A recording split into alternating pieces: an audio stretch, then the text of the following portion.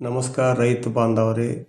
ಶೇಂಗಾ ಬೆಳೆಯಲ್ಲಿ ಹೆಚ್ಚಿನ ಇಳುವರಿಯನ್ನು ಪಡೆಯಲು ಮತ್ತು ಕಾಯಿಗಳ ಗಾತ್ರ ದೊಡ್ಡದಾಗಲು ಸರಿಯಾದ ಸಮಯದಲ್ಲಿ ಜಿಪ್ಸಮ್ ಗೊಬ್ಬರ ಹಾಗೂ ಕಳೆ ನಿರ್ವಹಣೆ ಯಾವ ರೀತಿ ಮಾಡುವುದು ಎಂಬುದನ್ನು ಇವತ್ತಿನ ವಿಡಿಯೋದಲ್ಲಿ, ಶೇಂಗಾ ಬೆಳೆಗೆ ಯಾವ ಗೊಬ್ಬರ ಕೊಡಬೇಕು, ಎಣ್ಣೆ ಕಾಳುಗಳಿಗೆ ಪುಷ್ಟಿ ಏನು ಮಾಡಬೇಕು ಮತ್ತು ಕಳೆಗಳನ್ನು ಹೇಗೆ ಹತೋಟಿಗೆ ತರಬೇಕು ಎಂಬುದರ ಸಂಪೂರ್ಣ ಮಾಹಿತಿ ತಿಳಿಯೋಣ. ಗೊಬ್ಬರ ನಿರ್ವಹಣೆ ಮತ್ತು ಎಣ್ಣೆ ಕಾಳುಗಳಿಗೆ ಪುಷ್ಟಿ ಕೊಡಬೇಕಾದರೆ ರೈತರು ಏನು ಮಾಡಬೇಕೆಂದರೆ, ಮೂಲ ಗೊಬ್ಬರವಾಗಿ ಬಿತ್ತನೆ ಮಾಡುವಾಗ ಅಥವಾ ಬಿತ್ತಿದ ಆರಂಭಿಕ ಹಂತದಲ್ಲಿ ಶಿಫಾರಸು ಮಾಡಿದಂತೆ ಸಾರಜನಕ ಮತ್ತು ರಂಜಕಯುಕ್ತ ಗೊಬ್ಬರಗಳನ್ನು ನೀಡಬೇಕಾಗುತ್ತದೆ. ಜಿಪ್ಸಮ್ ಗೊಬ್ಬರ ಮಹತ್ವ ಹೇಗೆ ಅಂದರೆ, ಅತಿ ಮುಖ್ಯವಾಗಿ ಶೇಂಗಾ ಗಿಡಗಳಿಗೆ ಇದು ಹೂ ಬಿಡುವಾಗ ಮತ್ತು ಕಾಯಿ ಕಟ್ಟುವಾಗ ಈ ಹಂತದಲ್ಲಿ ಪ್ರತಿ 1 ಎಕರೆಗೆ 50 ರಿಂದ 100 kg ಜಿಪ್ಸಮ್ ಗೊಬ್ಬರವನ್ನು ಕೊಡಬೇಕಾಗುತ್ತದೆ. ಇದು ಕ್ಯಾಲ್ಸಿಯಂ ಮತ್ತು ಗಂಧಕದ ಮೂಲವಾಗಿರುವುದರಿಂದ ಕಾಯಿಗಳು ಗಟ್ಟಿಯಾಗಲು, ಕಾಳುಗಳು ತುಂಬಿಕೊಳ್ಳಲು ಮತ್ತು ಎಣ್ಣೆ ಅಂಶ ಹೆಚ್ಚಾಗಲು ಮತ್ತು ಇದು ರಾಮಬಾಣದಂತೆ ಕೆಲಸವನ್ನು ಮಾಡುತ್ತದೆ.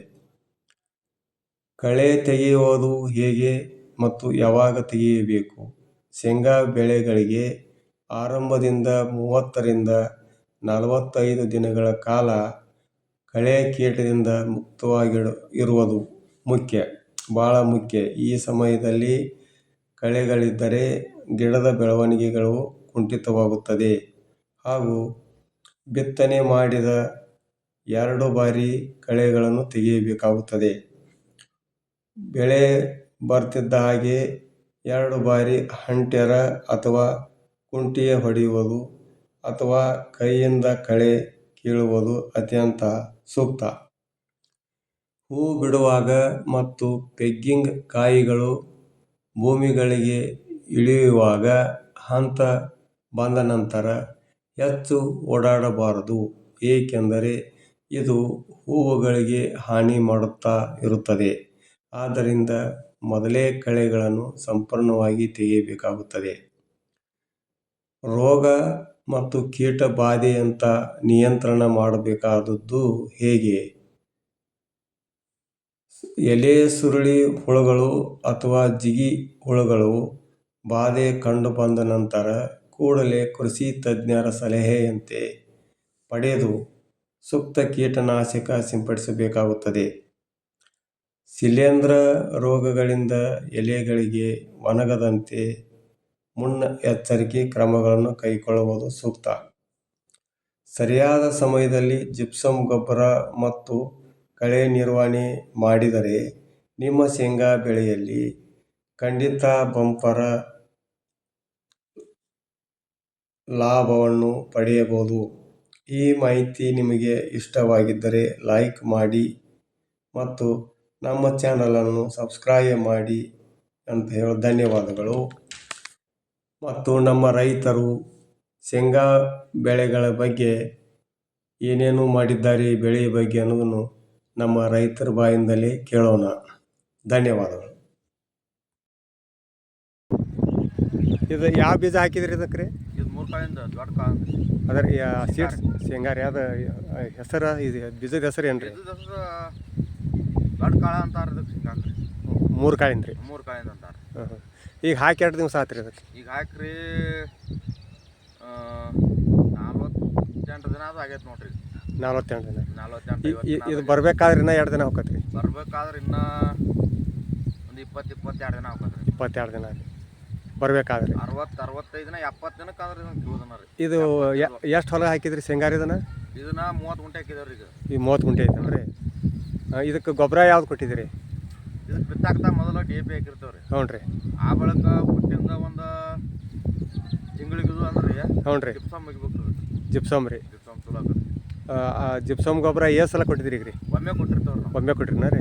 ಕಳೆ ರೀ ಕಳೆ ತೆಗೆದಿರ್ತೇವ್ರಿ ಈಗ ಇಲ್ಲಿವರೆಗೆ ಎಷ್ಟು ಸಲ ತೆಗ್ದಂಗೆ ಆಯ್ತು ಕಳೆ ರೀ ಒಮ್ಮೆ ತೆಗೆದೇವ್ರಿ ಒಮ್ಮೆ ತೆಗ್ದಿರೇನ್ರಿ ಆಮೇಲೆ ನೀರು ಎಷ್ಟು ದಿವ್ಸಕ್ಕೊಮ್ಮೆ ಕೊಡ್ತೀರಿ ಇದು ಮಸಾರ ನೀರು ಹಚ್ಬೇಕಾರೆ ಹೆಚ್ಚಬೇಕನ್ರಿ ವಾರಕ್ಕೊಮ್ಮೆ ರೀ ವಾರಕ್ಕೊಮ್ಮೆ ಅಂದ್ರೂ ನಡಿತೈತ್ರಿ ವಾರಕ್ಕೊಮ್ಮೆ ಕೊಡ್ಬೇಕು ರೀ ಈಗ ಸದ್ಯಕ್ಕೆ ಖರ್ಚು ಒಟ್ಟ ಎಷ್ಟು ಖರ್ಚು ಬಂದಂಗೆ ಆತ್ರಿ ಎಲ್ಲ ಕೊಡ್ರಿ ಖರ್ಚಿನ ಲೆಕ್ಕ ಐತಿ ಅಲ್ಲ ಹ್ಞೂ ಅಂದಾಜು ಎಷ್ಟು ನೀವು ಖರ್ಚು ಮಾಡಿರಿ ಈಗ ಅದಕ್ಕೆ ಅಂದಾಜು ಒಂದು 7-8 ಸಾವಿರ ರೂಪಾಯಿ ರೀ 7-8 ಸಾವಿರ ರೂಪಾಯಿ ಖರ್ಚು ಬಂದೈತೆ ರೀ ಈಗ ನೀವು ಮಾರ್ಕೆಟಿಗೆ ಹೋದ್ರೆ ನಿಮಗೆ ಏನು ಬೆಲೆ ಸಿಗ್ಬೋದು ರೀ ಅದು ಇದ್ರಿ ಹಾಂ ಮಾಲ್ ಕಡಿಮೆ ಇತ್ತಂದ್ರೆ 500 600 700 ಮಟ ಹೋಗ್ತದ್ರಿ 600ರಿಂದ 700 ಮಾಡಿ 700 ಮಟ ಆರಾಮ ಅಂದ್ರೆ ನಿಮ್ಮ ಅಂದಾಜು ಬೆಳಿಗ್ಗೆ ಮಾರ್ಕೆಟ್ನಾಗ ಈಗ ಸದ್ಯ ಹಸಿಕಾಯ ನೀವು ಮಾರಾಟ ಮಾಡ್ತೀರಿ ಹಚ್ಚಿಕಾಯ ಮಾಡ್ತೀವಿ ಧಾರವಾಡ ಮಾರ್ಕೆಟ್ಗೆ ಹೋಗತ್ರಿ ಈಗ ಸದ್ಯಕ್ಕೆ ಈ 30 ಗುಂಟೆ ಹೊಲಕ್ಕೆ ರೀ ಎಷ್ಟು ನಿಮಗೆ ಅಂದಾಜು ನಿಮ್ಮ ಲೆಕ್ಕಕ್ಕೆ ಎಷ್ಟು ಲಾಭ ಆಗ್ಬೋದು ನಿಮಗೆ ನಮ್ಗೆ 50ರಿಂದ 60 ಸಾವಿರ ರೂಪಾಯಿ ಸಿಗುತ್ತೆ 50ರಿಂದ 60 ಸಾವಿರ ರೂಪಾಯಿ ಮತ್ತು ಇದು ಹಿಂಗಿದ್ರೆ ನೀವು ಒಂದು 2 ಎಕರೆ ಮಾಡಿಬಿಡ್ಬೇಕಾಗಿತ್ತು ರೀ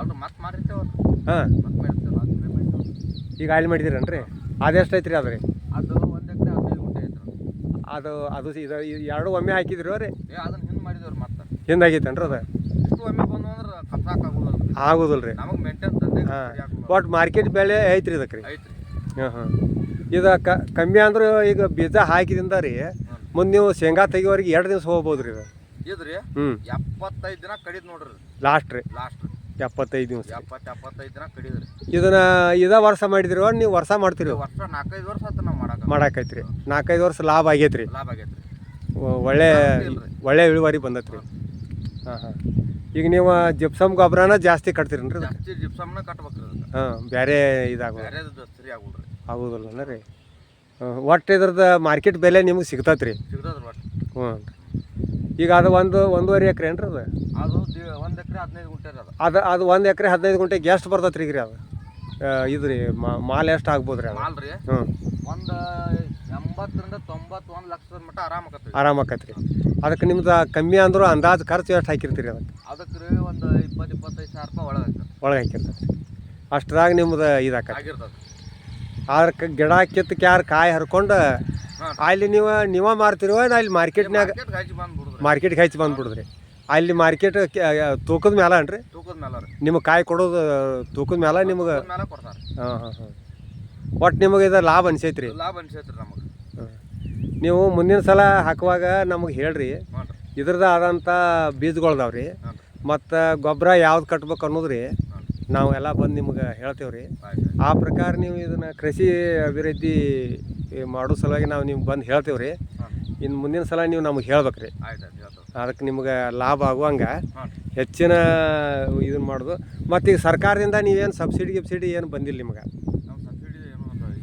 ಆಗಿಲ್ಲನ್ರಿ ಆಯ್ತು ಕೃಷಿ ಹೊಂಡ ಅದು ತೊಗೋತೀರೇನ್ರಿ ಕೃಷಿ ಹೊಂಡ ನೋಡ್ಬೇಕು ಅಂದ್ರೆ ಕೃಷಿ ಹೊಂಡ ನೀವು ತೊಗೊಂಡ್ರೆ ಸಬ್ಸಿಡಿ ಐತ್ರಿ ಅದಕ್ಕೆ ಆಯಿಲ್ ಇಂಜನ್ ಅದು ಬರ್ತಾವ್ರಿ ಕಮ್ಯುನಿಸ್ಟ್ 10 ಗುಂಟೆ ಜಾಗ ಬೇಕು ರೀ ಅದಕ್ಕೆ 10 ಗುಂಟೆ ಬೇಕು ಹಾಂ ನೀವು ಅದನ್ನು ನೀರು ಸ್ಟಾಕ್ ಮಾಡಿ ಭೂಮಿಗೆ ನೀವು ಮಾಡ್ಕೋತೀವಂದ್ರೆ ಅದು ಸಬ್ಸಿಡಿ ಕೊಡ್ತೈತಿ ಅದಕ್ಕೆ ಇಲಾಖೆದಿಂದ ಅಂಥವೆಲ್ಲ ನೀವು ಸರ್ಕಾರದ ಸವಲತ್ತು ಭಾಳ ಅದಾವೆ ನಿಮ್ಗೆ ರೀ ಡೀಪ್ ಇರಿಗೇಷನ್ ತೊಗೋಬೋದು ಇವೆಲ್ಲ ನೀವು ಸರ್ಕಾರದಿಂದ ನೀವು ಎಲ್ಲ ತೊಗೊಳಕ್ರಿ ಅನುಕೂಲ ಐತಿ ಆದ್ರೆ ನೀವು ಅದಕ್ಕೆ ಭಾಳ ಇದನ್ನು ಮಾಡಿಲ್ಲ ನೀವು ಅದಕ್ಕೆ ಹಿಂಗೆ ಆಗೈತೆ ರೀ ನೆಕ್ಸ್ಟ್ ನಾವು ನಿಮಗೆಲ್ಲ ತಿಳಿಸ್ಕೊಡ್ತೀವಿ ರೀ ಇದನ್ನು ಹಾಕುವಾಗ ನಮ್ಗೆ ತಿಳಿಸ್ರಿ ಆಯ್ತು ನಮಸ್ಕಾರ.